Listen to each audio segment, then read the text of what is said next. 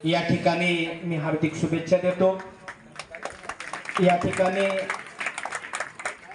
या 197व्या जन्मजयंती सोहळ्याच्या निमित्तानं या ठिकाणी शिवशाही विचार मंच लोणी खुर्द यांनी या महात्मा फुले मैदानामध्ये अतिशय सुंदर असा वैचारिक कार्यक्रम या ठिकाणी आयोजित केलेला आहे।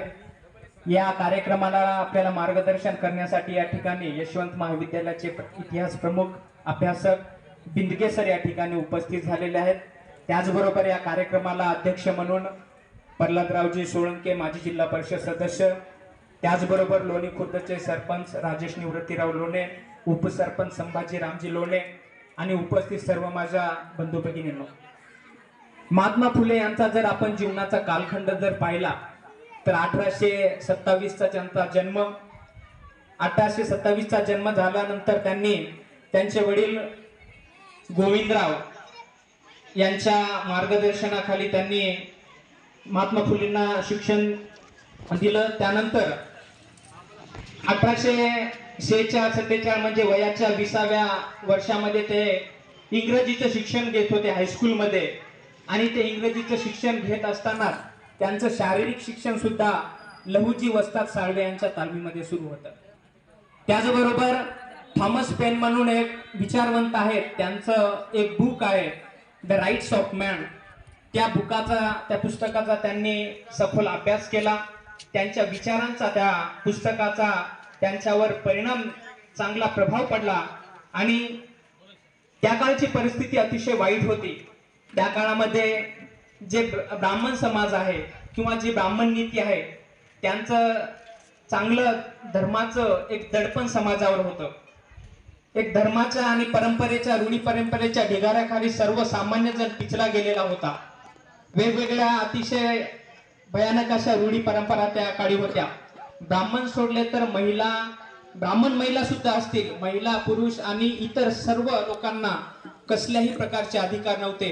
पण अशा परिस्थितीत सुद्धा महात्मा ज्योतिबा फुले शिकले, ही फार मोठी गोष्ट आहे। त्या काळी खूप अपमानास्पद गोष्टी घडायच्या। खुद महात्मा ज्योतिबा फुले यांच्या सोबत सुद्धा एक अपमानास्पद घटना त्यावेळेस घडली।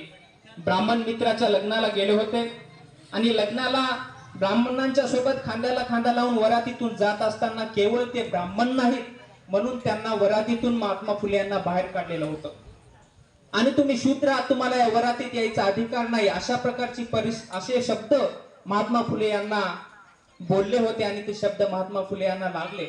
तेव्हा त्यांना जाणवलं की विधेविना माणसाची परिस्थिती काय आहे। विधेविना शूद्र खचले म्हणून महात्मा फुले यांनी म्हटलेलं आहे।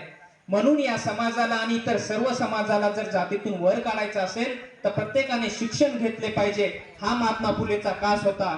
आणि म्हणून स्वतःची पत्नी सावित्रीबाई फुले यांना शिक्षण देऊन त्यांनी 1848 ला पुण्यामध्ये भिडे यांच्या वाड्यामध्ये पहिली शाळा सुरू केलेली आहे। पहिली शाळा सुरू केली, त्यानंतर त्यांनी पुण्याच्या जवळजवळ 18-20 शाळा सुरू केल्या आहेत। काही शाळा त्यांनी रात्री सुद्धा चालवलेल्या आहेत। शाळा सुरू केल्या, त्यानंतर पुणे लायब्ररीची स्थापना सुद्धा महात्मा फुलेंनी केलेली आहे। हे सर्व महात्मा फुलेचं कार्य पाहून त्यावेळेस पुण्यामध्ये एक मेजर कॅन्डे म्हणून ब्रिटिश अधिकारी होते, तर त्या ब्रिटिश अधिकाऱ्यांनी महात्मा फुलेंचा सत्कार ठेवला होता विश्राम बागेमध्ये। त्यांना शाल आणि श्रीफळ देऊन महात्मा फुलेंचा सत्कार केला। महात्मा फुलेंनी तो स्वीकारला, पण ब्राह्मणांना ही गोष्ट पसली नाही।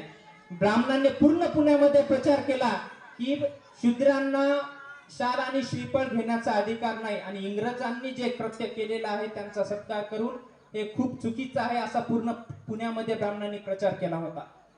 आणि महात्मा फुलेंनी शाल आणि श्रीफळ स्वीकारून धर्माचं उल्लंघन केलेलं आहे, धर्म बुडवलेला आहे, असा पूर्ण पुण्यामध्ये इंग्रजांनी प्रचार केलेला होता। पण महात्मा फुले हे डगमगले नाही।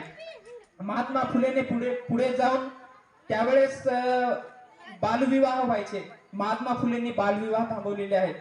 जर एखाद्या स्त्रीचा पती मेला तर तिला विधवापणामध्ये पूर्ण आयुष्य काढावं लागत होतं, तर अशा विधवांना पुन्हा जगता यावं, पुन्हा सन्मानाने जगता यावं म्हणून पुनर्विवाहाची सुद्धा सुरुवात महात्मा ज्योतिबा फुलेंनी केलेली आहे। अशा प्रकारे महात्मा फुलेंचं कार्य आहे। त्याचबरोबर काही वेळेस असं व्हायचं की जे विधवा महिला आहेत तर एखाद्या वेळेस त्यांच्यावर अत्याचार व्हायचा, कोणाकडून शोषण व्हायचं, मग अशा अवस्थेत काही महिला गरोदर राहायच्या.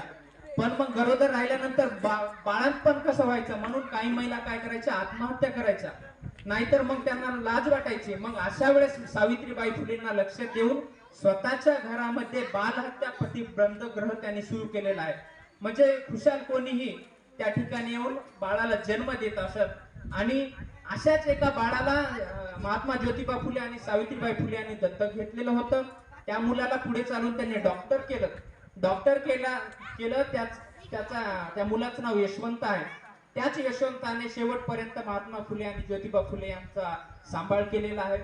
महात्मा ज्योतिबा फुले येथेच थांबले नाही, तर त्यांनी केशवपण पती मेल्यानंतर महिलांचं मुंडन केलं जायचं. त्यांनी केशवपण थांबण्यासाठी त्यांनी संपूर्ण न्हावी समाजाचा जो आहे तो संप घडून आणलेला होता. एवढंच काय तर दारूबंदी साठी सुद्धा त्यांनी प्रयत्न केलेले आहेत. महात्मा ज्योतिबा फुलेंनी अस्पृश्यांना त्यावेळेस पाणी द्यायचं नाही म्हणून स्वतःच्या घरचा हाऊस सुद्धा त्यांनी खुला केलेला आहे. अशा प्रकारे महात्मा ज्योतिबा फुलेंचं कार्य आहे. आणि एवढंच काय, आता 197वी जयंती महात्मा ज्योतिबा फुलेची आहे. 3 वर्षांनी 200 वर्ष पूर्ण होतील त्यांच्या जन्माला. म्हणजे 200 वर्षापूर्वी सुद्धा महात्मा फुले हे उद्योजक म्हणून होते. त्यांनी पुण्यामध्ये फार मोठा विकास केलेला आहे. खडकवासला धरण असेल, त्याचबरोबर गार्डन असतील, पूल असतील, अशा प्रकारे चांगल्या प्रकारचा विकास सुद्धा त्यांनी केलेला आहे. आणि म्हणून महात्मा फुलेंचं हे कार्य अतिशय उल्लेखनीय आहे. याच्याबद्दल अजून दीर्घ पद्धतीने आपल्याला सर या ठिकाणी मार्गदर्शन करणार आहेत. आणि अशा महापुरुषांना खरं तर या भारत सरकारनं भारतरत्न द्यायला पाहिजे होता. लोकशाहीर अण्णाभाऊ साठेंना सुद्धा भारतरत्न द्यायला पाहिजे होता, पण अजून मिळालेलं नाही आहे. म्हणून महात्मा फुलेचे हे क्रांतिकारी विषय आजच्या घडीला खूप महत्वाचे आहेत. आणि असे क्रांतिकारी विषय आपण समाजात रुजवले पाहिजेत. समाजात रुजवलेच नाही पाहिजेत तर ते अंगीकारले पाहिजेत. कारण की महात्मा फुलेने अनेक ग्रंथ लिहिलेले आहेत. गुलामगिरी सारखा ग्रंथ लिहून त्यांनी सर्व ब्राह्मण कशा प्रकारे पूजेच्या मार्फत आपल्या सर्वांना पैसे घेतात वगैरे, या सर्व गोष्टीचा आडाखडा त्यांनी दिलेला आहे. तुम्ही गुलामगिरी हा ग्रंथ वाचा. शेतकऱ्याचा आसूड लिहून त्यांनी शेतकऱ्यांचे प्रश्न फोडलेले आहेत. त्याचबरोबर छत्रपती शिवाजी महाराजांची समाधी तर शोधलीच, पण त्यांनी पहिला पोवाडा छत्रपती शिवाजी महाराजांवर लिहिलेला आहे. त्याचबरोबर तृतीय रत्न असेल, त्याचबरोबर ब्राह्मणांचे कसब असतील, पोवाडे असतील, अशा अनेक प्रकारचं साहित्य आपल्याला दिलेलं आहे. आणि त्या साहित्याचं आपल्या समाजामध्ये जोपर्यंत पारायण होत नाही तोपर्यंत त्यांचे विचार आपल्यापर्यंत पोहोचणार नाही. त्यामुळे त्यांच्या पुस्तकांचं पारायण समाजामध्ये झालं पाहिजे अशी मी या ठिकाणी इच्छा व्यक्त करतो. आणि मला बोलण्याची संधी सूत्रसंचालकाने दिली, त्याबद्दल मी आभार मानतो. धन्यवाद.